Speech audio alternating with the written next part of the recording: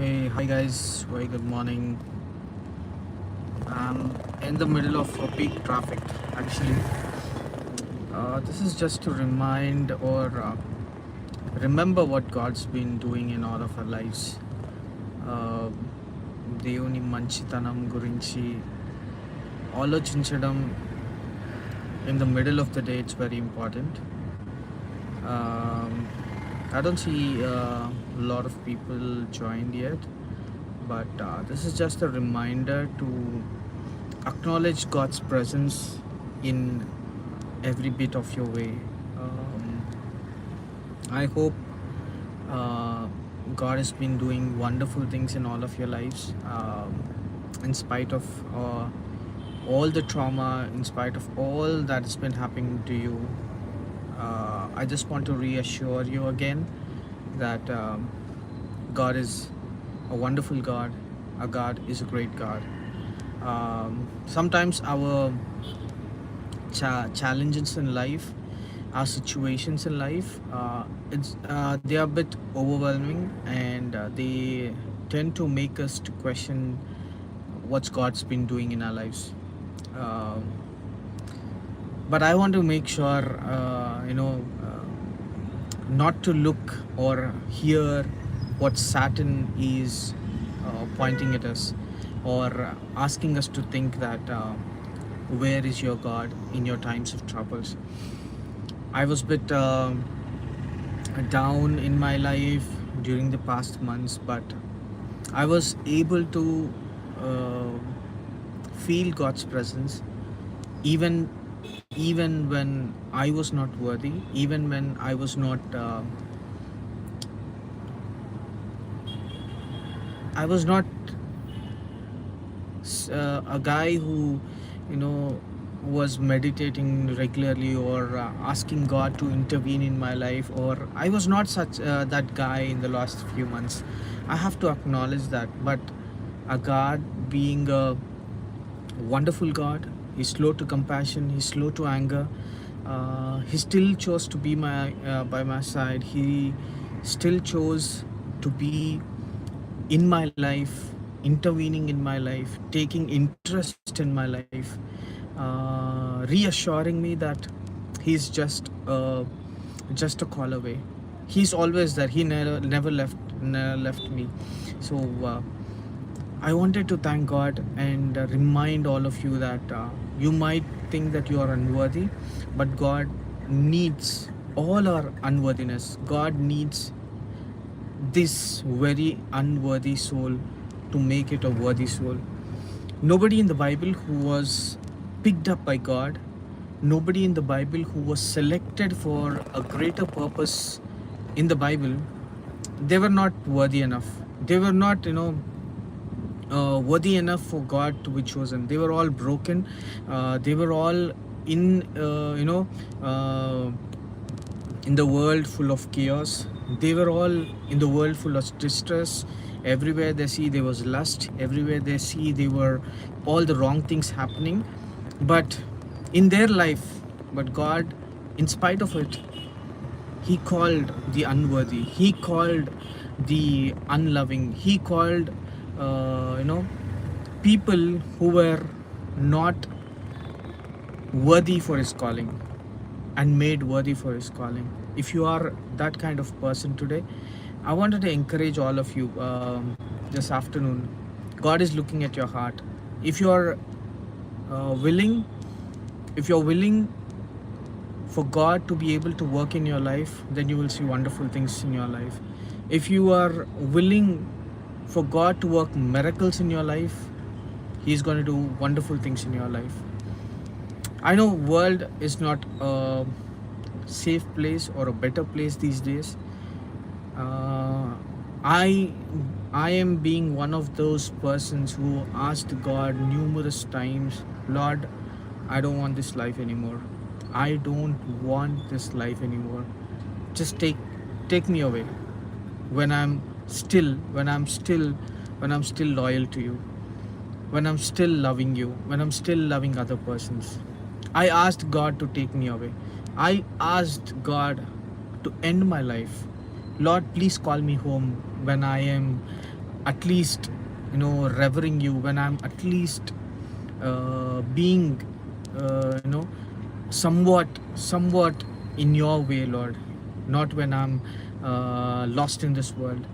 I asked, I hope and I understand so many of you asking the very same question today. Lord, take me away. This is more than I could afford. This is more than uh, I could feel. Lord, this is unbearable for me. This world is not able to, but I understand, and I am the example. God is being doing wonderful things in my life. He still loves us. He's still reassuring me there's a greater purpose for your life. There's greater purpose for your birth. There's greater purpose why you've been born in a particular family, in particular place. Sometimes, I feel so happy and so blessed to be born in southern part of our wonderful nation, India. Because when we hear about what's been happening in the states of northern part of India, you don't even want to live anymore. You don't even want to go and be in those places where there is less of humanity. And this it's not about religion, but people are filled with rage. People are filled with hatred towards humanity. People are ready to judge if you are doing any mistakes. Not that we are pure, not that we are so worthy that we don't commit any mistakes, but people are not ready to accept. That's what, Bible has all of that scenarios covered. All of people, all the Pharisees, all the greater good people that they considered themselves in the Bible, they all pointed at one single person, and they all started or ready to be they picked up all the stones, and they were ready to stone her to death, right? And Jesus promptly or very peacefully he responds, uh, if any of you have not done any sin in your life or any wrong thing in your life, will be the first person to put a stone on her. So when we are judging others, when we are taking interest in others' lives, others' mistakes, and other people's, the way of humanity, the way we deal with humanity, Jesus is the only person who was worthy and still chose to not punish her and still chose to forgive her. There's so many everyday lessons that we can learn and apply in our everyday lives. uh, you know Even in our friends, even in our families, our communities, we tend to judge each other. We judge as if we are the righteous one, as if we have never committed any sin. But Jesus says, if you have not done anything wrong, it's not the same thing that you are accusing of that you have been done. It's anything, any sin that you have not done, then you are worthy enough to point fingers in other person. Then Jesus was the only righteous one, and he still chose to walk away. Today God is teaching us so many lessons. I hope, if you are watching this, or if you're going to watch this later part, I want to encourage all of you. Let's show peace. Let's show kindness to the other person. We don't know what they are going through. We don't know what situations in their families, in their lives, in the workplaces, in the advice. We never know. But God is asking us to show love. God is asking us to show patience to all of those who are around us. Just consider this, how blessed you are to be born in the very place, in the very family or very community you are in. Because the more you compare with the other communities, that it would have been better, my life would have been better if I would have born in such family or such community or such nations. uh, no, you're wrong.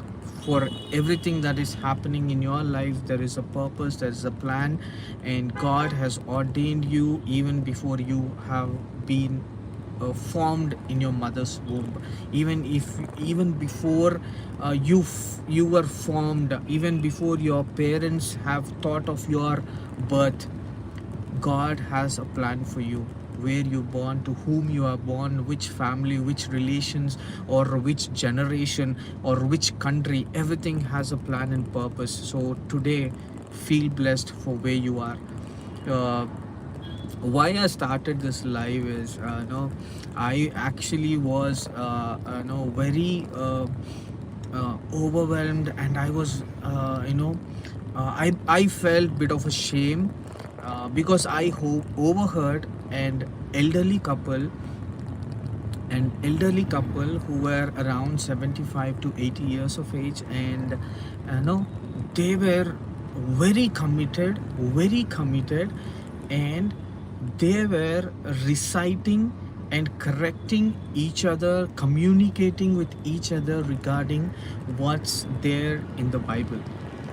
These days we have so much time, we keep scrolling.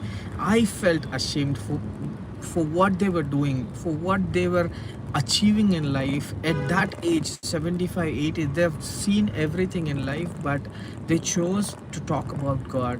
They chose to talk about what's in the Bible. They chose to correct each other's knowledge about Bible, what they known, what they understand, and how they are understanding each other about Bible. And that's what moved me, and I felt ashamed.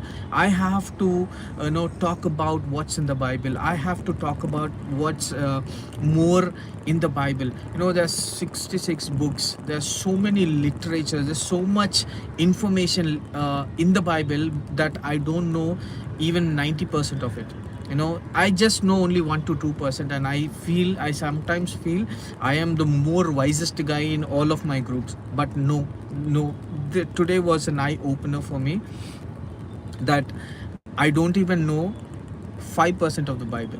The elderly couple really, they showed me like anything, that I have to brush up, I have to go sit, I have to read, meditate each and every verse day and night. I am unworthy. I don't have words to explain how shameful I am feeling right now, how unworthy and undeserving I feel now.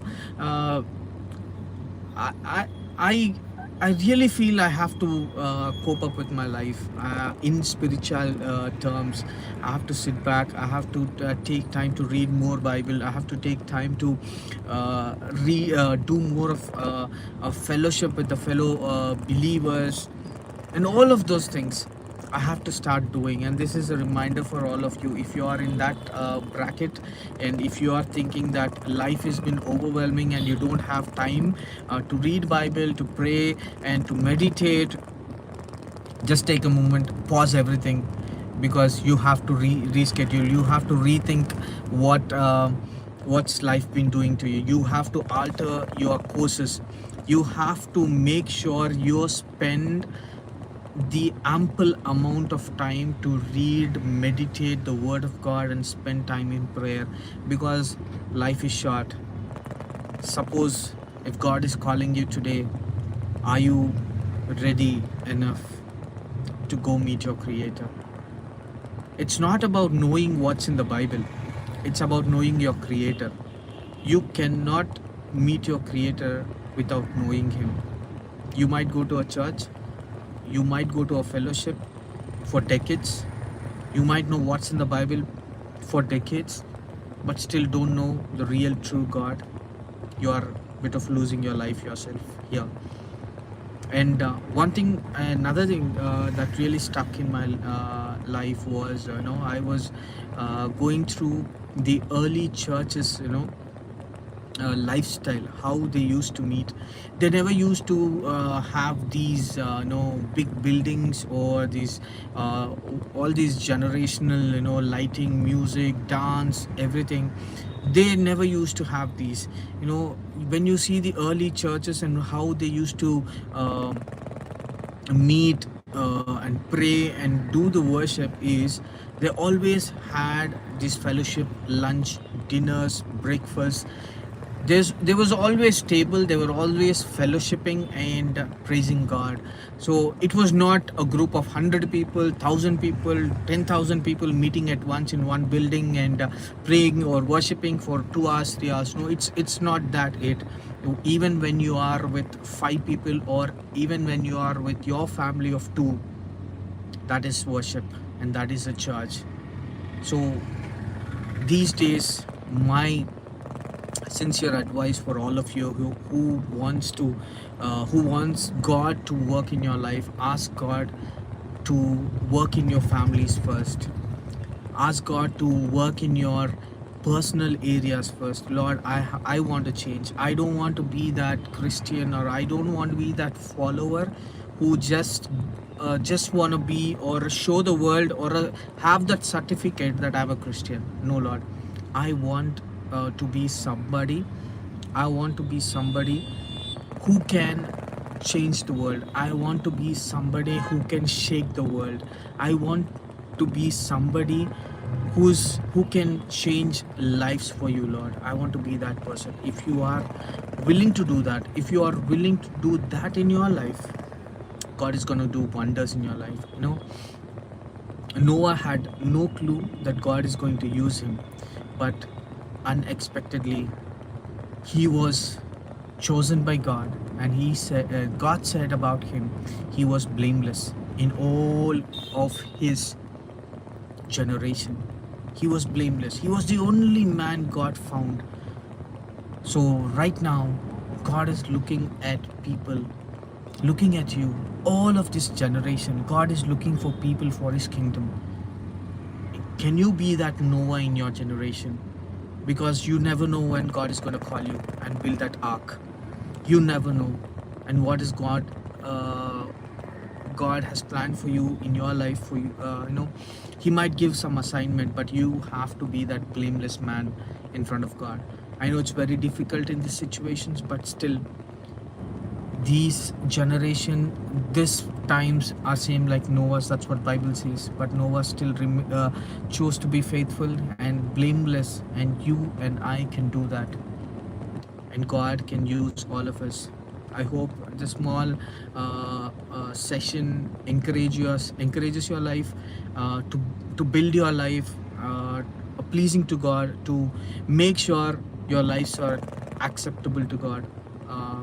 Thank you for whoever joined and watching this live, and whoever are going to watch it later. May God bless your lives, and always choose to put God first in your life, and see wonders happening in your life. God bless you all.